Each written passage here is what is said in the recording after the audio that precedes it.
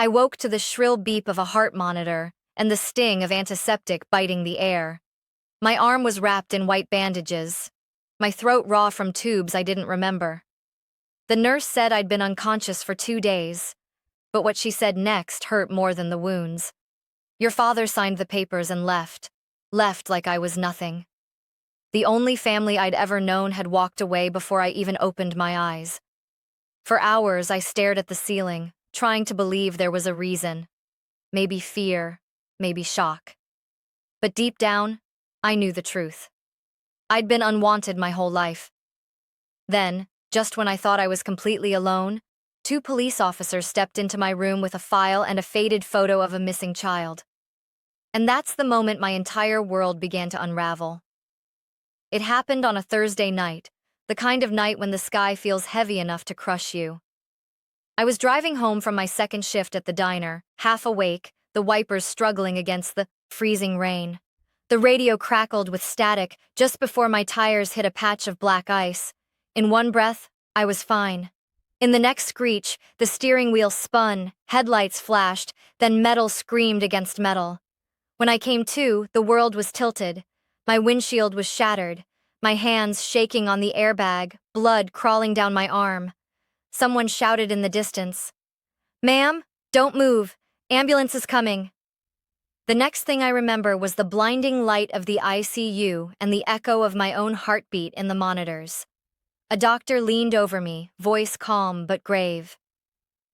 "Miss Harper, your arm is fractured in multiple places. We'll need surgery to save it." "Surgery? Money?"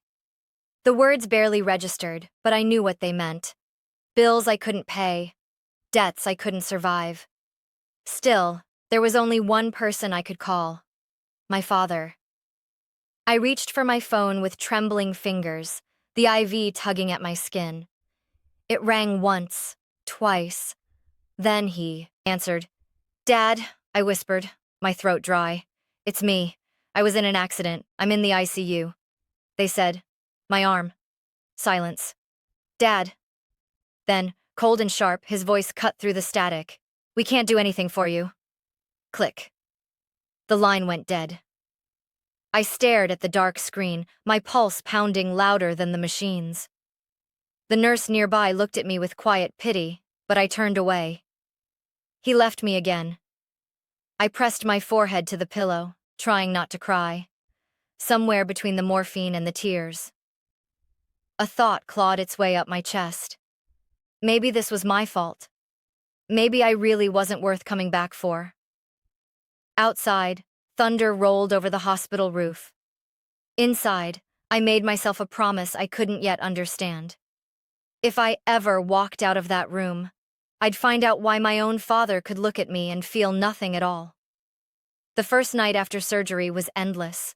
Machines hummed beside me, keeping rhythm with my heartbeat, while the rain outside tapped, a cruel lullaby against the window. I stared at the ceiling, waiting for the sound of footsteps I knew would never come. Morning arrived, pale and merciless. I tried calling Dad again, straight to voicemail. The screen blinked. Call failed.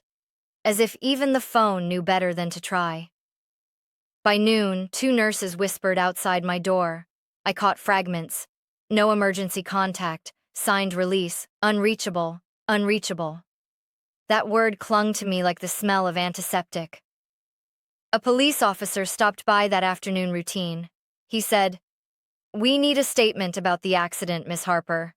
Any family who can help with insurance or medical consent?" "Just my father," I answered automatically. He paused, pen hovering. "Has he been in touch?" My voice cracked. "Not since the day I woke up." The officer's expression softened, but he didn't press further. He just nodded, mumbled something about paperwork, and left me with the silence I'd already learned to fear. That night, the hospital cafeteria's soup cooled untouched on my tray.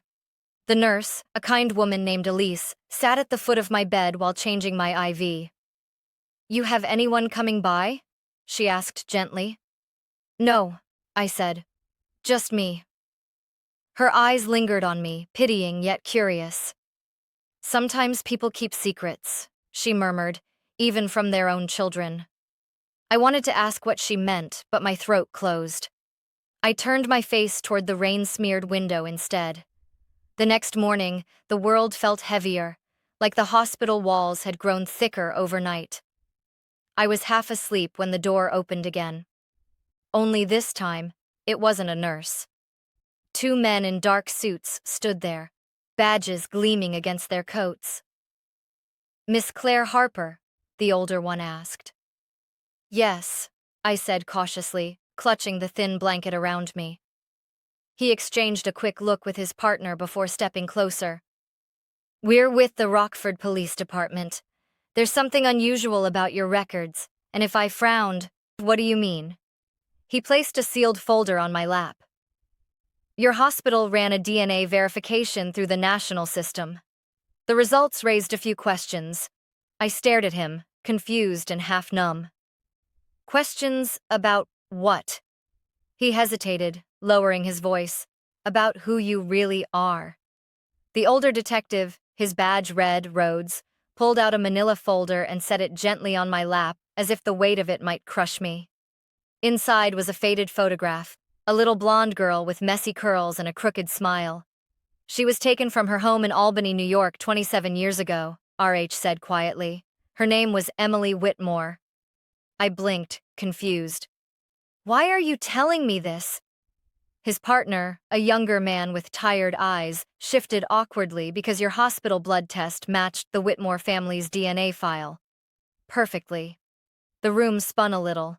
The machines beside me beeped faster as if my heart was protesting. "That doesn't make sense," I said. "There's no way. I was born here, in Illinois. My dad Rhodes cut me off gently. Your birth certificate appears to be forged. The social security record tied to your name was filed 2 years after your supposed date of birth. There's no hospital record of your delivery anywhere in this state." I laughed, but it came out broken. "You're saying my father kidnapped me?" Neither of them spoke. That silence was louder than any confirmation. I shook my head, gripping the sheets. "You're wrong. My mother died when I was 12. She loved me. She couldn't have known." The younger detective hesitated. "We believe she was involved at first, maybe frightened later, but we don't think she's the one who planned it." Rhodes unfolded another document, a ransom letter. The ink aged to a rusty brown. "Your biological parents, Nathaniel and Vivian Whitmore, received 3 ransom demands after your disappearance. They paid each one, but you were never returned." He looked at me carefully. "Until now, I couldn't breathe." The world narrowed to a blur of sound, the beep of machines, the drip of IV fluid, the rain outside. My father's voice echoed in my head. "We can't do anything for you." I'd thought it was cruelty. Now it sounded like guilt. "I want proof," I whispered. "I want another test," RHS nodded. "We've already ordered it. You'll have results within 24 hours. He slid a card onto the tray beside me. "A representative from the Whitmore family will arrive tomorrow. They've been waiting for this call for nearly 3 decades." I stared at the photo again. The little girl with my eyes, my chin, my birthmark just below the right eye. I touched the same spot on my own face, feeling dizzy. After they left, I sat alone, the file open in front of me, every page whispering a truth I wasn't ready to face. If they were right, my whole life had been a lie. I looked down at my cast-wrapped arm, the wound that had brought me here. Maybe it wasn't an accident that broke my world. Maybe it was fate. Finally tearing open the walls of a lie that had trapped me for 27 years. I barely slept that night. Every time I closed my eyes, I saw that little girl's face.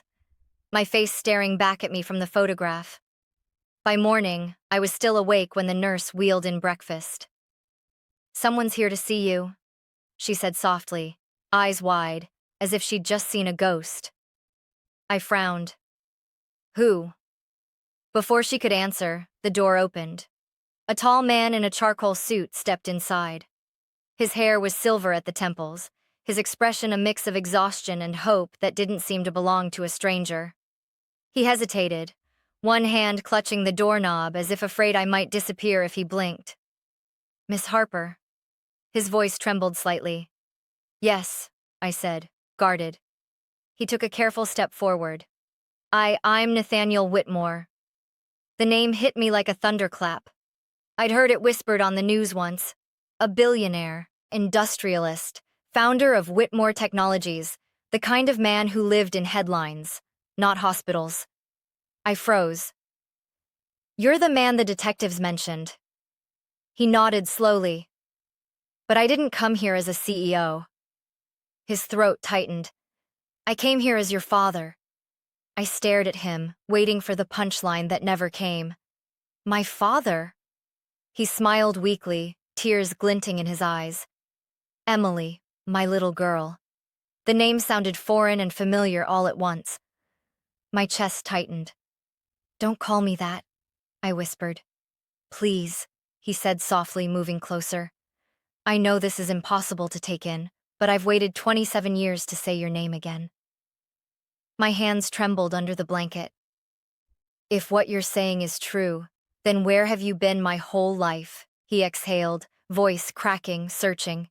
"Every day, every year. Your mother and I, we never stopped. We hired investigators, followed leads, drained everything we had. But you were gone." I looked away, blinking back tears. Gone. I was right here. I was growing up thinking I wasn't enough for anyone, that my father hated me. He swallowed hard. "Because he wasn't your father, Emily. He was your kidnapper." The room fell silent. I felt the air thicken, heavy and cold. He reached into his coat pocket and placed something on the bedside table, a tiny silver locket. "This was yours," he said softly. "It has your baby picture inside. You wore it the day you were taken." My fingers shook as I opened it. Inside was a photo, the same toddler with messy curls and a shy grin. My throat closed. "I don't remember," I whispered. "That's okay," he said gently. "What matters is that you're here now." He hesitated, then added, "Your mother is waiting. She hasn't stopped setting a place for you at the dinner table for 27 years. Tears blurred my vision. I wanted to believe him, to believe I wasn't just a mistake that got left behind, but the thought that my entire life had been a lie made my stomach twist. Nathaniel reached out, his hand hovering inches from mine. "I know it's too much," he said softly. "But you're not alone anymore." For the first time, I didn't pull away. I let his hand rest over mine, and for the first time in my life, someone's touch didn't feel like an obligation. It felt like home trying to remember me. Detective Rhodes returned that afternoon, a thin folder tucked under his arm. His expression told me he wasn't here to comfort me. Nathaniel stood beside my bed, still in his suit, but looking 10 years older since that morning. Rhodes cleared his throat. "Miss Harper, or rather Miss Whitmore, we've confirmed the results. The DNA is a 99.99% match. You are the biological daughter of Nathaniel and Vivian Whitmore." Nathaniel's breath caught. He looked at me like he wanted to memorize the words forever, but I couldn't celebrate. My pulse pounded as I asked the question that had been burning since dawn. "What about Mark Harper, the man who raised me?" Rhodes opened the folder. "His real name is Marcus Hale. 27 years ago, he was a contracted security guard at the Whitmore estate in Albany. He had access to your home, your schedule, everything. He and his girlfriend, a woman named Laura, took you one night while the nanny was preparing your bottle." Nathaniel closed his eyes, pain flickering across his face. "They sent 3 ransom notes." Rhodes continued. "Your parents paid each one nearly $2 million in total, but the abductors vanished. For years, the trail went cold. Hale and Laura changed their identities, moved to the Midwest, and forged your birth records under the name Claire Harper." My heart sank. So everything I've ever known was fake. Rhodes nodded slowly. "Yes, every document, every ID, every story they told you." I stared at the edge of my blanket, my fingers twisting the fabric. He used to say, "Mom died of pneumonia when I was 12. Was that true? Yes, Rhodes said carefully. But she wasn't your mother. According to our research, Laura died of a lung infection in Wisconsin. She kept her secret until the end. I tried to breathe, but the air felt too heavy. My chest burned. He treated me like a burden. I whispered like I owed him for existing. Nathaniel took a step forward, voice trembling. Because he knew, Emily. He saw your face every day, a reminder of what he stole. Guilt doesn't always make people kind. Sometimes it makes them cruel. I turned to him, tears stinging my eyes. Then why did he leave me? If he was so afraid of being caught, why not run? Rhodes exchanged a look with his partner. Maybe he realized it was over. The hospital DNA verification would have exposed him. Leaving you there was his way of disappearing before the truth caught up. It hit me like a punch. He hadn't left because he was disgusted or overwhelmed. He'd left because he was guilty. I pressed my hand against my chest. My heart beat frantic. He walked out to save himself, not me. Nathaniel's voice softened. And that's why we're here now, to make sure he never hurts anyone again. I looked up at him, at the man who claimed to be my real father. And for the first time, I saw a reflection of myself in someone's eyes. Still, anger boiled beneath the shock. The man who had raised me had also destroyed me. I want to see him, I said, my voice steady now. I want to look him in the eyes and hear the truth from his own mouth. Nathaniel hesitated, then nodded. All right, but you won't be alone this time. And as the sun dipped below the horizon outside my hospital window, I felt it, the first spark of something I hadn't felt in years. Not fear, not despair, resolve. The drive to Milwaukee felt endless. Nathaniel sat beside me in the back seat of the unmarked police car, silent except for the quiet hum of his breath. I could see the reflection of red and blue lights flashing across the rain-streaked window. The closer we got, the more the memories clawed at me. The shouting, the cold dinners, the slammed doors. Detective Rhodes turned to me. You don't have to do this, Miss Whitmore. We can handle the questioning. But I shook my head. No, he stole 27 years from me. I'm going to hear him say it. When we pulled into the cracked driveway, the house looked exactly like I remembered: peeling paint, an uncut yard, blinds drawn tight. It wasn't a home. It was a cage, disguised as one. The officers went in first. Moments later, Rhodes waved me forward. Nathaniel followed a step behind. Mark, or Marcus Hales, sat at the kitchen table, handcuffed, his shoulders slumped. He looked smaller than I remembered, like the years had already started taking him apart. His eyes lifted when I entered. For a second, he almost smiled. Claire, he rasped. I froze. That name, the lie he gave me, scraped against my chest. Don't call me that. He frowned, confused. What's wrong with you? What's going on? I took a step closer, my voice sharp. What's wrong? You kidnapped me. He blinked, the color draining from his face. They told you that, didn't they? The cops? That rich man? That rich man? I cut him off. Is my father. My real one. Mark's jaw clenched. You don't remember what it was like back then. I saved you.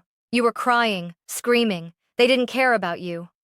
Stop lying, I shouted, slamming my palm on the table so hard the metal cuffs rattled. You didn't save me. You stole me. You turned my life into a nightmare. You made me believe I wasn't worth loving. Nathaniel stepped forward, his voice steady, but full of fire. You took my daughter for money. And when the money ran out, you broke her spirit to keep her quiet. Mark laughed bitterly. You think money makes you a father?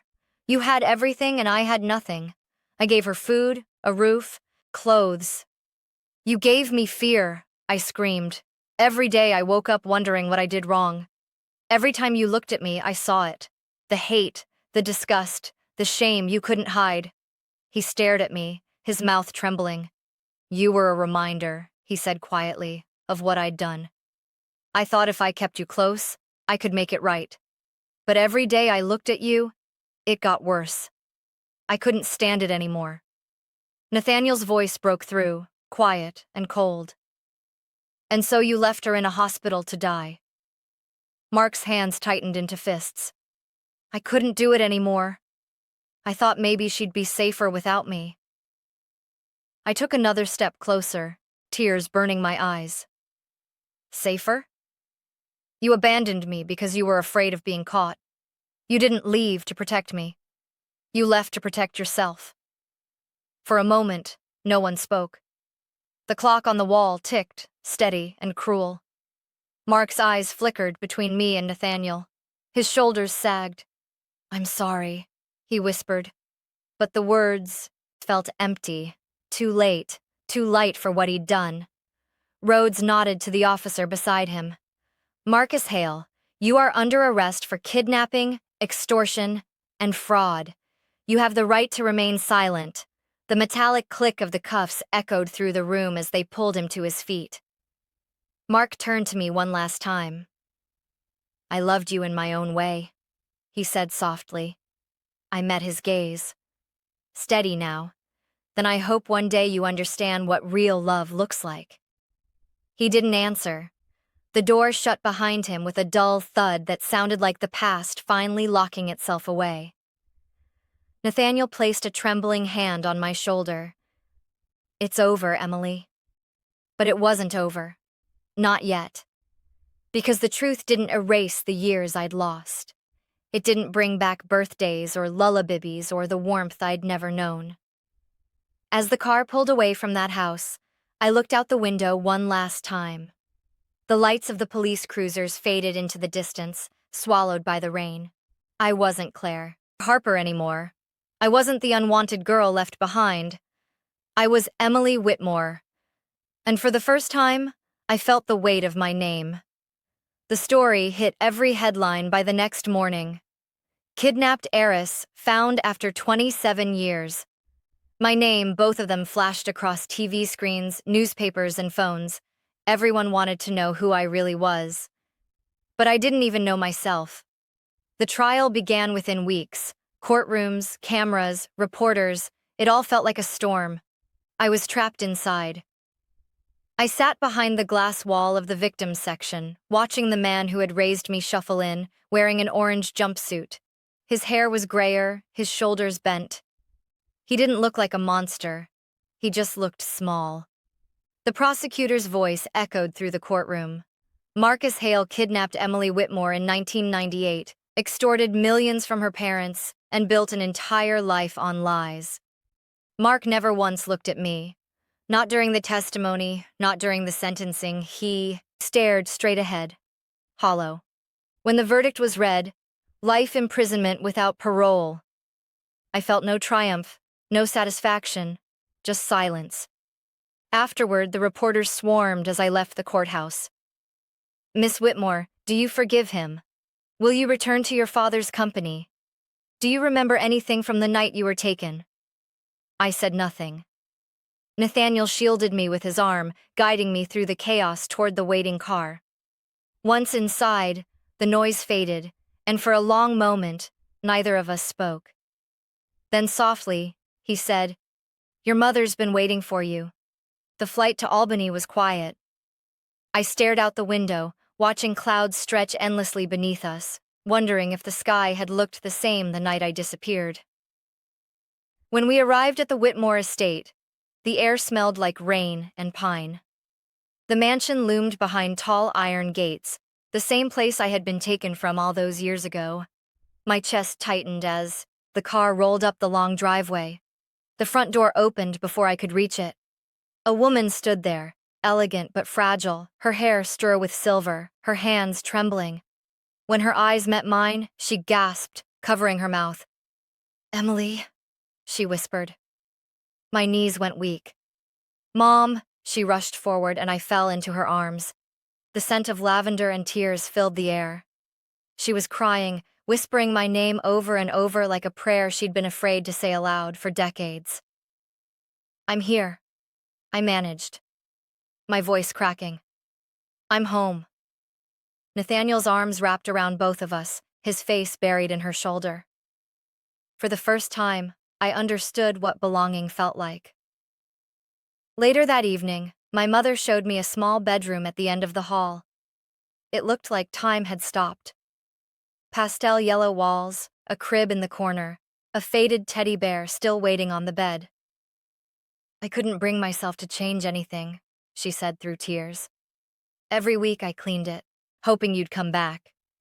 I sat on the bed, tracing my fingers over the old quilt. For the first time in 27 years, the house didn't feel like someone else's story. It felt like mine. The months after the trial felt unreal, like living in someone else's memory. Therapy sessions, interviews, foundation events, everything moved faster than my heart could process. People called me lucky, but they didn't understand. You can't call it luck when your entire life begins with a lie.